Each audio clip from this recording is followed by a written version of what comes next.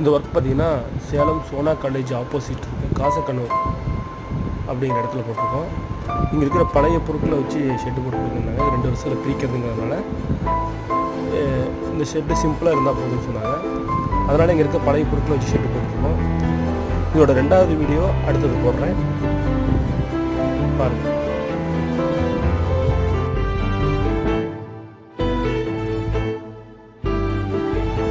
உங்களுக்கும் இந்த மாதிரி ஷெட்டு போடணுன்னா கீழே இருக்கிற எங்கள் நம்பருக்கு கான்டெக்ட் பண்ணுங்கள். நல்லா ரெடி பண்ணி தரோம்.